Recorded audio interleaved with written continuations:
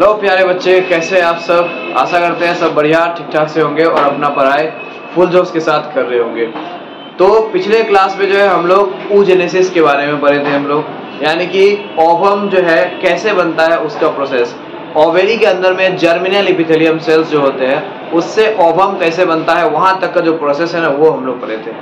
आज जो है हम लोग क्या पढ़ेंगे, देखो ओवेरीज। ओवेरीज क्या है? ओवेरी जो है ना प्राइमरी रिप्रोडक्टिव ऑर्गन है ह्यूमन फीमेल का, ये हम लोग को पता है। लेकिन ओवेरी के अंदर का कंपोनेंट, अंदर का जो स्ट्रक्चर होता है, ये सब के बारे में पढ़ेंगे। ओवेरी के अंदर में उधर देखो, कल जो हम लोग पढ़े थे oogenesis, जो लंबा चौड़ा एक प्रोसेस हुआ था oogenesis। oogenesis जब होता है ना तो वो प्रोसेस कहाँ पर होता है? ओवम के ओवेरी के अंदर में होता है oogenesis। oogenesis कहाँ पर होता है? साइट ऑफ oogenesis कहाँ पर है? ओवम के ओवेरी के अंदर में। साइट ऑफ स्पर्माटोजेनेसिस कहाँ है? टेस्टिस के अंदर में। टेस्टिस का जो सेमिनिफरस ट्यूबुल होता है उसके अंदर में, मोर पार्टिकुलरली अगर हम लोग बोले तो। यहाँ पर देखो ओवेरी के अंदर में वही oogenesis जो है ना, वो ओवेरी के अंदर में देखो क्या क्या होता है, उसी के बारे में भी हम लोग पढ़ेंगे। यहाँ स्टार्ट करते हैं। देखो ओवेरीज जो है एक पेयर होता है। ओवेरीज जो है वन पेयर होता है, located on each side of the, कहाँ पर होता है? Pelvic cavity. पेल्विक कैविटी का मतलब क्या है? एब्डोमेन के नीचे वाला जो भाग होता है, यानी कि वेस्ट कैविटी जिसको हम लोग कहते हैं। वेस्ट वाला जो रीजन है, वेस्ट वाले रीजन में क्या होगा? ये ओवेरीज होगा, है ना, इंटरनल ऑर्गन। वेस्ट वाला रीजन में पेल्विक कैविटी में होगा। और एब्डोमेन का वॉल जो है ना, देखो बच्चों यहाँ पर जो है सपोज ये है, यहाँ पर यूटिरस है। ये तो चीज हम लोग पढ़े हैं, ठीक है। यूटिरस में यहाँ पर ये एक ओवेरी इधर हो गया, दूसरा ओवेरी इधर हो गया। ये दोनों ओवेरीज जो है ना बच्चों, ये क्या होता है? आलमंड शेप का होगा। ये दोनों ओवेरीज जो है, ये बहुत टेढ़ा होगा। ये एंड ये this are the ovaries. Ovaries जो है कैसा शेप का होगा? आलमंड शेप का होते हैं ओवेरीज जो है, आलमंड शेप। और ओवेरी जो है, ये दोनों ओवेरी ऐसे लटका हुआ सिंपली नहीं रह सकता, अगर टूट करके गिर जाएगा। अगर ऐसे ही सिर्फ एक साइड इधर अगर लटका हुआ रहे तो ऐसे लटका हुआ कितना समय तक रहेगा, ठीक है। कितना जंपिंग वंपिंग थोड़ा करने से या फिर कंटिन्यूसली बहुत लंबा दौड़ने से क्या होगा? वो तो टूट करके गिर जाए। इसलिए जो है ये दोनों ओवेरीज को जो है ना एब्डोमेन का वाल से पीछे की तरफ, पीछे का जो ये एब्डोमेन मतलब इधर का ये साइड का जो ये वाल है ना, ये पेट साइड का जो है, फिर ये पीछे का जो है, ये पीछे के साइड यानी कि ये पीठ का, और ये बगल साइड जो है ना, ये साइड वाला पोर्शन, इसका जो यहाँ पर ये वाल है, इस वाल से जो है ना ओवेरी को अटैच करके रखा जाता है by the help of ligament. और वो लिगामेंट जो ऐसे करके होगा, वो लिगामेंट जो है दिखेगा नहीं, हम लोग यहाँ पर जो है उतना नहीं बना सकते। समझने का कोशिश करो कि कैसे करके ये लिगामेंट होता है। ये लिगामेंट जो है ना ओवेरी जो है आगे में है, ओवेरी को जो है पीछे जो ये हम लोग का पीठ है, मतलब फीमेल्स का जो होता है ये बैक, यहाँ पर जो ये वाल है या फिर ये साइड का जो वाल है, इस वाल के साथ ओवेरी को अटैच करके रखा जाता है ताकि ओवेरी जो है ना इधर उधर अपना पोजीशन हील डोल ना कर सके। और ये किसके जरिए? ये जो है लिगामेंट के जरिए। That ligament is simply called as ovarian ligament कहते हैं बच्चों, ओवेरियन लिगामेंट कहते हैं। उसके बाद ये ओवेरी जो है, ये दोनों ओवेरीज अटैच भी रहेगा यूटेरस का वाल से। देखो ये यूटेरस का वाल है, यूटेराइन वाल यानी कि वॉर्म का वाल, इसके साथ भी जो है ना ये अटैच रहेगा by the help of this double layer. यहाँ पर जो है ना दो लेयर के, यहाँ पर डबल लेयर एक स्ट्रक्चर होता है। This double layered structure is called as, क्या कहते हैं हम लोग इसको? हम लोग जो है ना मेसोवेरियम कहते हैं। मेसोवेरियम याद रखना है, ठीक है। यूटेरस का वाल जो है, यूटेरस का वाल से ये ओवेरी जो है जुड़ा हुआ जो रहता है, अटैच जो रहता है, कैसे जुड़ा हुआ रहता है? मेसोवेरियम के जरिए अटैच होता है, ठीक है ना, मेसोवेरियम के जरिए जुड़ा हुआ रहेगा। ओके बच्चों, आते हैं। अब देखो ओवेरी जो है इसको हम लोग थोड़ा सा बड़ा बनाते हैं। तो यहाँ पर ये हो गया मेसोवेरियम, इस तरह से मेसोवेरियम है, और ऐसे करके हम लोग जो है ना बड़ा एक ओवेरी हम लोग बनाना जरूरी है हम लोग को। इसमें जो है ना बहुत सारी चीज पढ़ना है अभी। तो देखो ये डबल लेयर होगा, डबल वाल होगा इस तरह से, ऐसे करके ये भी जो है इधर डबल वाल होगा ऐसे करके। This is what? This is mesovarium, ये जो डबल लेयर है। नाउ ओवेरी के इनसाइड में, ओवेरी के अंदर में, ठीक है, यहाँ पर एक फ्लूइड फिल्ड मैट्रिक्स होता है। दैट फ्लूइड फिल्ड मैट्रिक्स, ठीक है ना, ये जो मैट्रिक्स है यहाँ पर is divided into two parts. यहाँ पर कोई स्पेशल नेम नहीं दिया गया है, जस्ट ऐसे हम लोग ओवेरियन मैट्रिक्स ऐसे हम लोग बुलाते हैं, ओवेरियन मैट्रिक्स करके बोलते हैं, ठीक है ना। नाम कोई स्पेशल नेम यहाँ पर नहीं दिया गया है। तो यहाँ पर देखो ये मैट्रिक्स को जो है ना दो भाग में ऐसे करके, मतलब मैट्रिक्स को जो है डिवाइड किया हुआ रहता है, ठीक है। डिमार्केशन दो भाग में ऐसे करके डिवाइड किया हुआ रहता है। ये जो बाहर के तरफ का ये मैट्रिक्स जो है ना, ये क्या होगा, ये बहुत ज्यादा डेंस होगा, गाढ़ा होगा, हार्ड होगा, ये सॉलिड हार्ड के तरह ये होगा बाहर के तरफ का जो ये मैट्रिक्स है, ठीक है। तो ये बाहर के तरफ का जो मैट्रिक्स है, यानी कि ये कॉर्टेक्स जो है, कॉर्टेक्स ओवेरियन कॉर्टेक्स, ये क्या होगा, ये होते हैं सॉलिड हार्ड एंड डेंस होते हैं। इसका जो मैट्रिक्स है solid hard and dense matrix होते हैं, ठीक है। गाढ़ा होगा, सॉलिड होगा, हार्ड होगा, ये जो मैट्रिक्स है बाहर वाला, ठीक है, कॉर्टेक्स वाला। और ये अंदर का जो मैट्रिक्स है ना, अंदर वाला जो पोर्शन का है, ये थोड़ा सा लेस डेंस होते हैं, थोड़ा सा ये कम गाढ़ा होगा। अंदर वाला इस मैट्रिक्स को हम लोग मेड्यूला कहते हैं, मेड्यूला। पहले भी जो है क्लास 11 में भी बच्चों तुम लोग पढ़े होंगे, किडनी का medulla, cortex, adrenal medulla, adrenal cortex, adrenal gland का किडनी में भी जो है ऐसे ही होते हैं, ठीक है। ब्रेन, सेरेब्रम जो है, सेरेब्रम भी क्लास 11 में पढ़े होंगे। सेरेब्रम जो है, इसका भी बाहर वाला पोर्शन जो है उसको हम लोग क्या कहते हैं, पेरिफेरल पोर्शन को क्या कहते हैं, कॉर्टेक्स कहते हैं। अंदर को क्या कहते हैं, मेड्यूला कहते हैं। तो बाहर का कोई भी चीज होता है, बाहर का लेयर, उसको कॉर्टेक्स कहते हैं, अंदर वाला जो है उसको मेड्यूला कहते हैं। यहाँ पर ये मेडुला जो है ना बच्चों, देखो ये क्या होगा, इसमें जो मैट्रिक्स होता है ये लेस डेंस होता है, ये लेस डेंस मैट्रिक्स होते हैं। So it will be more and more jelly like in nature, ये जो है ना जेली लाइक नेचर के होंगे। और यहाँ पर जो है ना ये कॉर्टेक्स वाला जो ये भाग है, कॉर्टेक्स वाला जो ये पार्ट है, ये कैसा होगा, it will be more and more क्या होगा, सॉलिड हार्ड होगा नेचर से, ओके। बाहर का जो है सॉलिड हार्ड होगा, अंदर का जो ये मेडुला है ये क्या होगा, ये जेली लाइक होगा, लेस डेंस होगा। तो यहाँ पर जो है हम लोग इस तरह से देखो, there will be a layer of, बाहर में यहाँ पर सबसे आउटर मोस्ट में यहाँ पर क्या होगा, एक लेयर होगा, किसका, जर्मिनल इपिथेलियम सेल्स का जो है ना यहाँ पर एक लेयर होगा, ठीक है बच्चों। ये कंप्लीट कर दो, ठीक है, ये कंप्लीट पूरा एकदम कर दो, ये तुम लोग का एकदम काम है, ड्यूटी है। इतना बना नहीं पाएंगे, समय लगता है। तो ये एकदम पूरा बाहर में जो है ना, ये एकदम आउटर एक layer of cell, there will be one layer of cell, outer most layer of cell. This outer most layer of cell जो है ना, यहाँ पर जो जितने सारे सेल दिख रहा है, ये सब सारे सेल को हम लोग क्या कहते हैं, क्या कहते हैं, जर्मिनल इपिथेलियम सेल कहते हैं। यही सब तो है germinal epithelium cells, they are the germinal epithelium sales.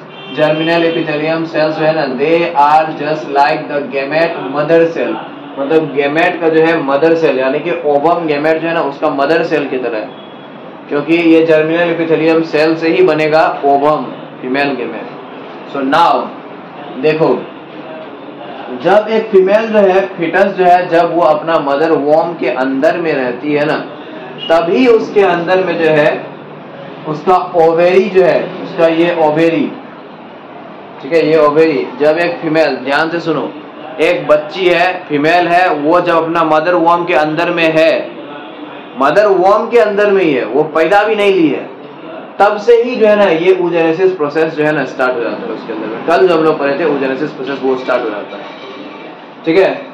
तो वो छोटा सा जो ओवेरी होगा, वो फिटस का, वो बच्ची जो है अभी अपना मम्मी का पेट के अंदर में ही है, उसका फिर अंदर है, मम्मी का पेट के अंदर में बच्ची है, बच्ची का पेट के अंदर में फिर ओवेरी कितना छोटा होगा, बहुत छोटा होगा, है ना, बहुत छोटा होगा, इतना सा एकदम होगा।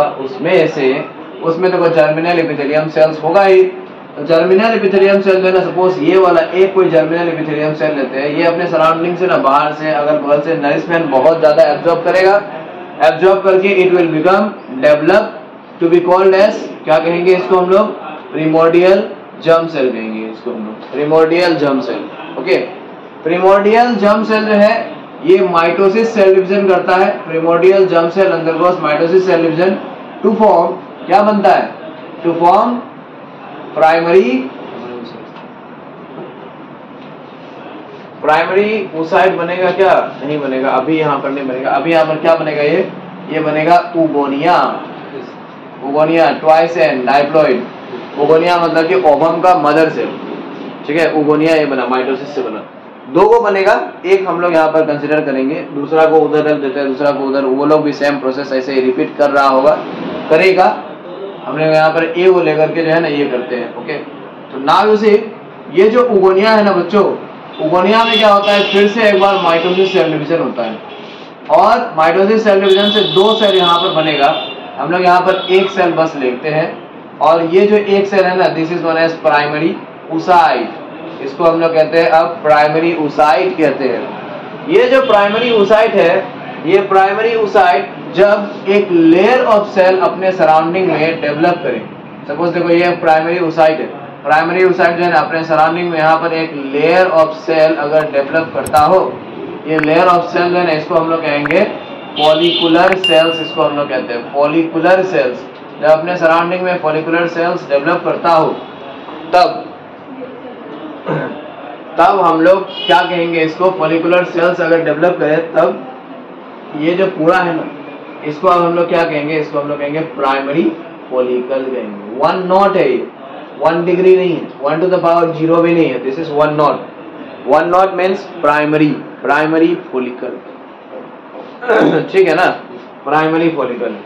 नाउ यू सी, ये वाला स्टेज जो है ना बच्चों, क्या होता है, ये प्राइमरी oocyte जो है, ये मदर वॉर्म के अंदर में जब वो बच्ची रहती है, तब ये प्राइमरी oocyte तक जो है ना, यहाँ तक आकर के जो है ना सेल डिवीजन रुक जाता है, ठीक है, प्राइमरी oocyte तक बन करके रह जाता है। उसके बाद ये प्राइमरी फॉलिकल जो है ना, ये कब बनता है, जब प्यूबर्टी आता है, जब वो बच्ची जन्म ले लेती है, जब अपने मदर्स वॉर्म से बाहर निकल जाए, जन्म ले लेगी, जन्म लेने के बाद जब उसमें प्यूबर्टी आ जाएगा, यानी कि एकदम बहुत लंबा समय है, 10-12 साल का समय, ठीक है, मतलब यहाँ जो है ना इस स्टेज में जो है ना, देखो इस स्टेज को अरेस्ट करके यहाँ पर 10-12 साल तक रख दिया जाता है, 12 साल कम से कम रख दिया जाता है, ठीक है, क्योंकि यहाँ पर जो है ये जन्म से पहले जन्म होगा, जन्म से प्यूबर्टी तक कितना साल लगता है, फीमेल्स में 10-12 साल लगता है, 10 to 12 ईयर्स होता है प्यूबर्टी का। हम लोग पढ़ चुके हैं इसके बारे में, इसी चैप्टर में हम लोग पढ़ चुके हैं, प्यूबर्टी पढ़े थे,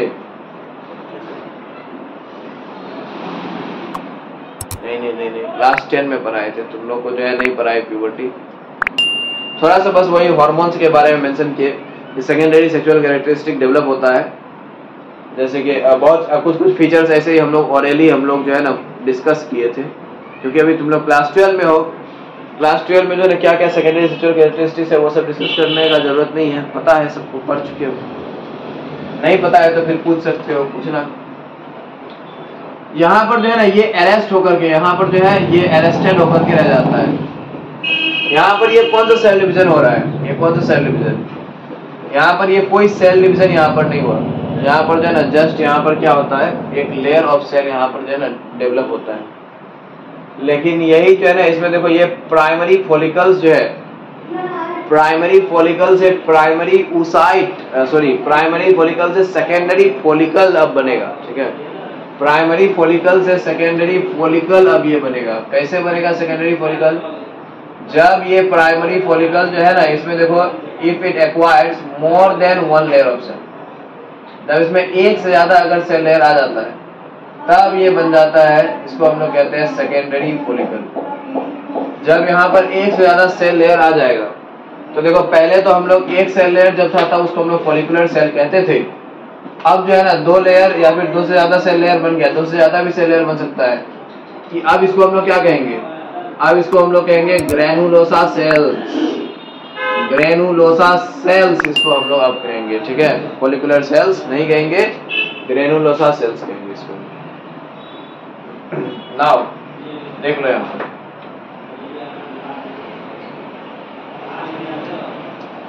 अब ये सेकेंडरी फॉलिकल जो है, अच्छा यहाँ पर एक चीज, ये प्राइमरी फॉलिकल जो है ना इधर तो अरेस्ट हो जाता है ना, बहुत सारा यहाँ पर अरेस्ट हो जाता है, ये प्रोसेस जो है डेवलपमेंट का प्रोसेस, oogenesis का प्रोसेस यहाँ पर अरेस्ट होकर के रह जाता है। और जब तक वो फीमेल जो है बर्थ लेती है, बर्थ लेकर के प्यूबर्टी अटेन करती है, तब तक क्या होता है कि उस फीमेल का ओवेरी जो है ना, इसके ओवेरी में बहुत सारे मिलियंस ऑफ फॉलिकुलर सेल जो है ये जो है ना डीजेनरेट हो जाता है। मिलियंस ऑफ फॉलिकुलर सेल जो है ना क्या हो जाएगा, नष्ट हो जाएगा।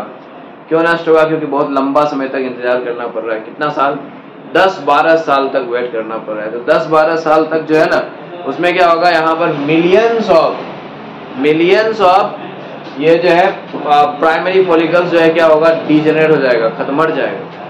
बस यहाँ पर कुछ ही बचेगा, बस ऐसे ही 40 to 60,000 या फिर किसी किसी बुक में 60 to 80,000 लिखा हुआ रहता है, ठीक है ना। बस 60,000 से लेकर के 80,000 तक ही बस यहाँ पर क्या बचेगा, ये प्राइमरी फॉलिकल्स है ये बचेगा। इसीलिए जो है ए फीमेल मैक्सिमम 60 से 80,000 ही ओवम प्रोड्यूस कर सकती है वो अपना पूरा लाइफ टाइम में, मैक्सिमम। इसमें भी जो है ना, हर दिन क्या होता है, बहुत सारे सेल्स मरते जाता है, डिस्ट्रॉय होते जाता है, ठीक है। ये जो डिस्ट्रॉय, ये प्राइमरी फॉलिकल्स डिस्ट्रॉय होने का जो प्रोसेस है ना, इसको हम लोग कहते हैं, इस फेनोमेनन को हम लोग कहते हैं फॉलिकुलर एट्रेसिया कहते हैं। This phenomenon is called as follicular atresia. What is follicular atresia? Follicular atresia किसको कहते हैं? देखो, फॉलिकुलर एट्रेसिया मतलब ये यहाँ पर प्राइमरी फॉलिकल्स बहुत सारे क्या हो जाता है, डिस्ट्रॉय, डीजेनरेट हो जाता है ना, इसी फेनोमेनन कहते हैं फॉलिकुलर एट्रेसिया।